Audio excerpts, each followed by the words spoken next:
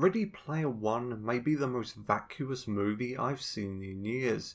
It's the cinematic equivalent of an 8-year-old smashing their favourite toys together. It's a movie completely devoid of substance.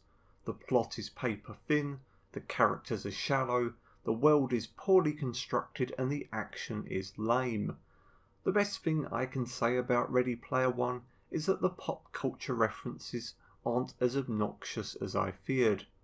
Ready Player One opens with a 20-minute expository voiceover introducing us to Wade Watts, the hero who must enter the virtual world of Oasis to find 3 magical keys. These keys grant whoever holds them total control over Oasis and a fuck ton of cash. And Wade needs to find them before the nefarious IOI Corporation can stop him. Wade isn't the most likeable protagonist. When he first meets Artemis, aka love interest, he forcibly prevents her from attempting to get the first key because he doesn't think she can. It's a dick move, and a totally unnecessary one considering there's no real danger in the virtual world.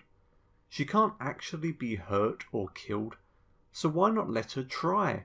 It's like playing a video game with someone and then snatching the controller from their hand before they tackle a boss because you don't think they're good enough to beat it. It's just fucking rude. And the lack of a real threat in Oasis is a problem which persists throughout the movie. What happens in Oasis doesn't really matter. There's no real stakes, tension or consequences. If you die, you can just respawn. If you fail, you can just restart. The movie also goes out of its way to establish certain rules. Actions performed in Oasis must be performed physically in reality. Wade uses an omnidirectional treadmill, although how he can afford it considering how poor he is, the movie doesn't even try to explain. Does he have a job? Does he earn money in Oasis? How? But Ready Player One happily breaks these rules whenever it's convenient. Characters flip about or move in ways which make no sense if they're supposed to be performing these actions in reality. But I can't say I'm too fussed about the logical inconsistency, because the movie really isn't worth it. I think the most irritating aspect of Ready Player One is the relationship between Wade and Artemis. Wade falls in love with her in the Oasis after about 5 minutes, and she then tells him that he doesn't even know who she is, not in reality, which is true and makes sense. And you might think the movie would do something a little clever with that, or unexpected, but you'd be wrong. It turns out that Artemis is just a pretty girl with a barely noticeable birthmark. Seriously? And that's why she thinks Wade would be disappointed if he met the real her. At no point does Wade consider she might be disappointed if she met him. And of course she also loves Wade because it's in the script, I guess. This is the point Ready Player One feels more like a teenage wank fantasy than an actual plot. It wouldn't be so bad if Wade had some kind of character arc or growth, and realised that Artemis wasn't just a fantasy but a real girl who can easily handle her own shit. But he never does.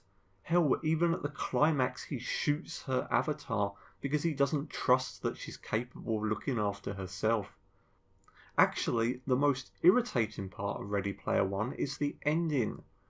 Wade, as you might expect, gets the keys to Oasis and learns the most valuable lesson, that reality is more real than a virtual one. Well, no shit, Sherlock.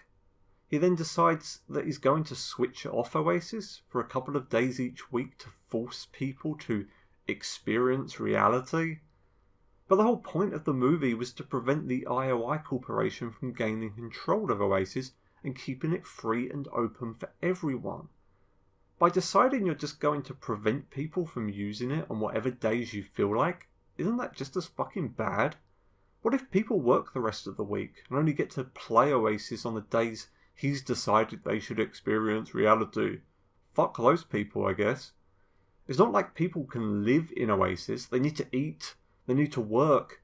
What Wade is doing is the equivalent of shutting down Steam, PSN or Xbox Live 2 days every week because he feels like it.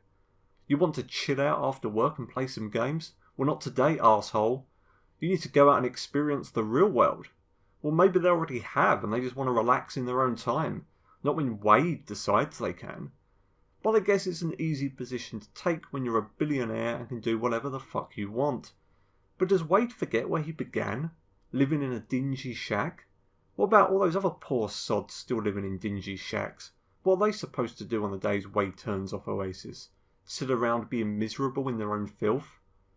Oasis was an escape for Wade, but because he's now rich he thinks it's okay to deny that escape for everyone else? What a dick. When I finished watching Ready Player One, initially I just thought it would be forgettable trash. But the more I thought about it, the more irritated I am by it.